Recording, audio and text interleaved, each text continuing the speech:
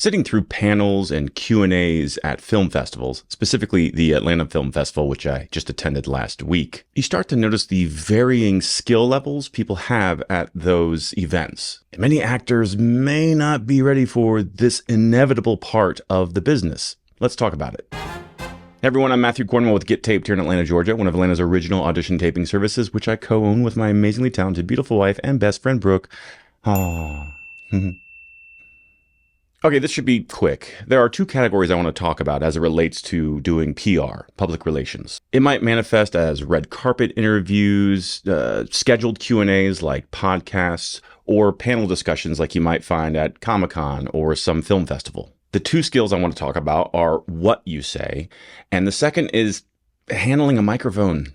Let's start with what you say. Okay, whether or not the interview in question is spontaneous, like on a red carpet when someone from a media outlet asks you random questions, or if it's scheduled where you might even sort of know what to expect ahead of time from that podcast interviewer or that outlet that is scheduling a phone call with you. No matter what the situation, you should anticipate the types of questions you'll receive and therefore the answers you will give. For example, as an actor, when was the moment that you knew you wanted to become an actor? If you've never heard that question, you're going to be asked it at some point, probably many times over your career if you end up doing PR. And if you have to think about it, then think about it. Figure it out now what your answer is. Other questions like, tell me about your process, or what roles do you gravitate toward? They are low-hanging fruit for interviewers. So be ready. There's really no excuse.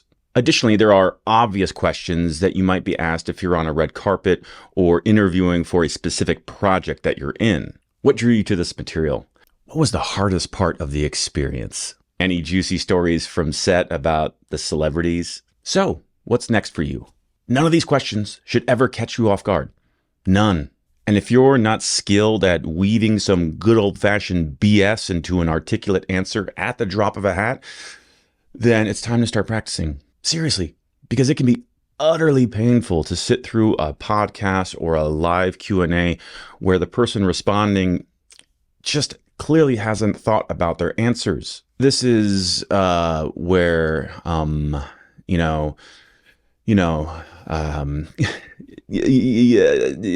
might get a lot of filler language and it's like, come on, just get to the point.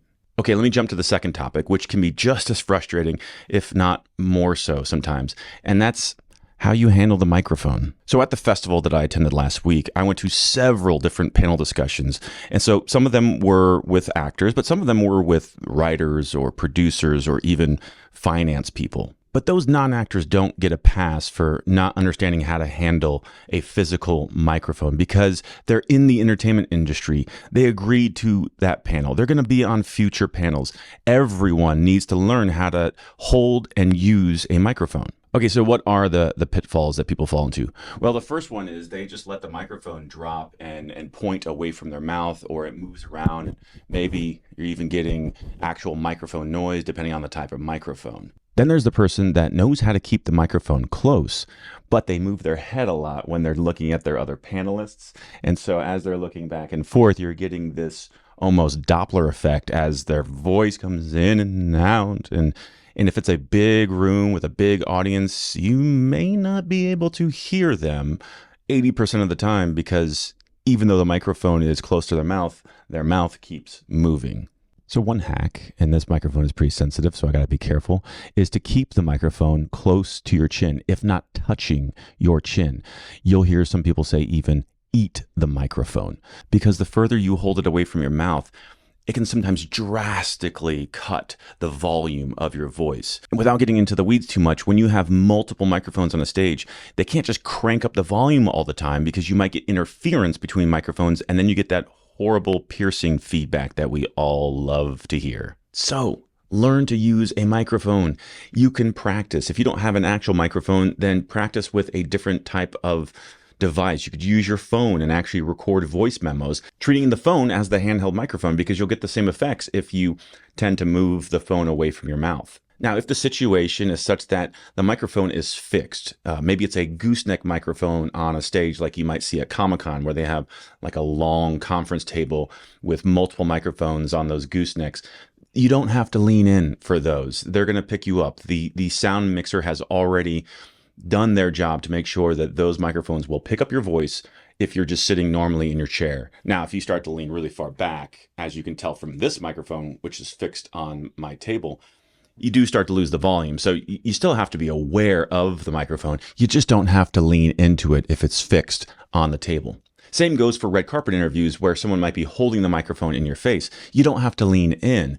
They will put it at the appropriate distance from your mouth given the surrounding noise. And for crying out loud, if any of you ever get to present at an award show like the Oscars or the Emmys or the Tonys, you don't have to lean into the microphone. That drives me bonkers to watch these accomplished actors who deal with microphones on set every day, and they're not leaning into the boom mic during the shot.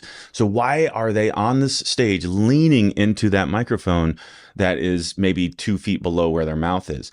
It's been balanced. If they went to rehearsal, they would understand this. And so when the microphone is fixed, trust the sound mixer. But when the microphone is in your hand, that's where you really need the practice. Okay, let me step off my soapbox now. When it comes to doing interviews, is there any nuance that I missed as it relates to this topic? Oh, here's one. So when it comes to the questions that are obvious, the ones you're expecting, like what drew you to this role, or what is your process, or what inspired you to become an actor, you should have not only rehearsed your answer, but in a very condensed soundbite. Something that actually might make the final interview or that final piece that is going to air on YouTube or on a network broadcast. Don't ramble on and on like I tend to do in these videos.